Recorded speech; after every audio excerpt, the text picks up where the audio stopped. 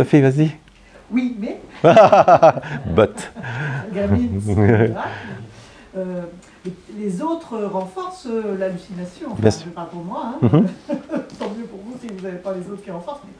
Mais, les sensations, les perceptions, etc., les discours, les paroles, tout concorde à entretenir l'hallucination que une Sophie existe qui a des interactions avec d'autres personnages.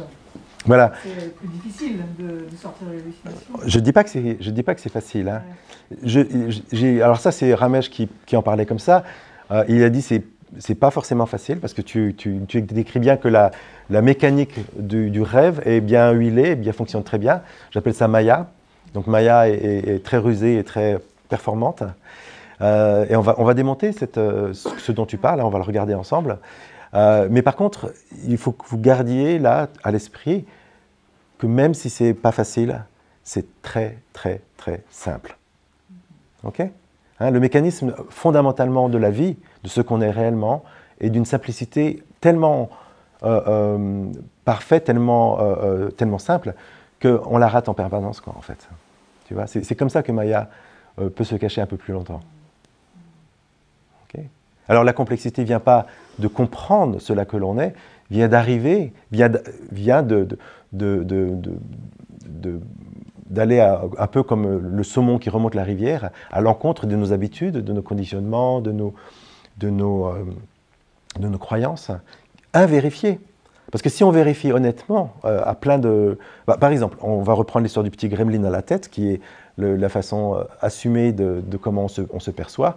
Je suis cela derrière les yeux, qui voit à travers les yeux. Donc, je ne sais pas si vous avez vu Men in Black, le film, le petit gremlin qui habite les corps des humains. Donc, c'est des petits gugus de cette taille-là, qui sont dans la tête. Ils ont une espèce de poste de pilotage avec des manettes qui font qu'ils peuvent bouger les bras, ils bougent la bouche, ils regardent à travers les yeux et ils écoutent à travers les oreilles. Et quand ils parlent dans le haut-parleur, etc. Et donc, quelque part, ils sont au contrôle de ce corps et ils interfacent avec le monde comme ça, quoi, en fait. Hein. Donc ça, c'est l'acceptation. C'est quand même un peu ridicule, mais c'est l'acceptation habituelle de comment on se sent exister réellement, quoi, en fait. Hein.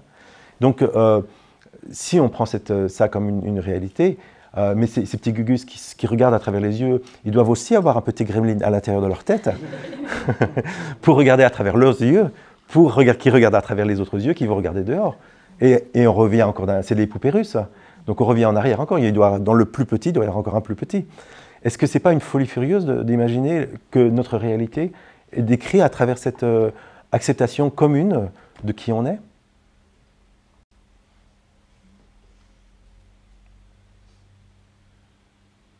C'est juste des histoires.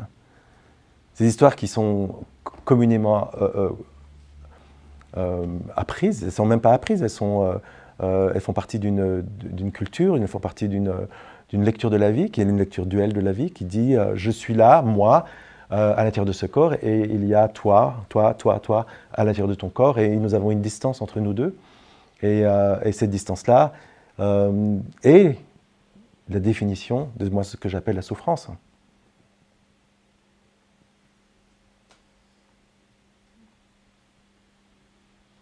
Alors quand on voit que ce modèle du petit gremlin dans la tête est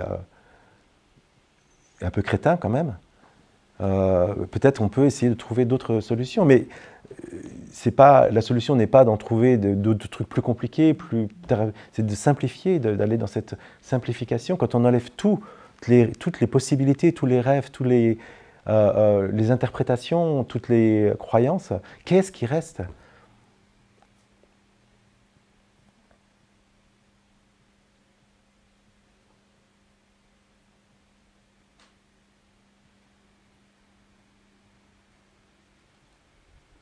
Il y a ce moment-là. Tout le monde est d'accord. Maintenant. Ici. Tout ça, on est d'accord. Est-ce qu'il y a autre chose que ça ? Est-ce que toute possibilité de raconter une histoire, d'existence dans le futur, dans le passé, ailleurs, n'est pas juste un conte, n'est pas juste une forme d'histoire qui est racontée, et qu'elle soit racontée, ce n'est pas un problème, mais qui est crue. comme une réalité, comme une forme de description de ce qui se passe là maintenant.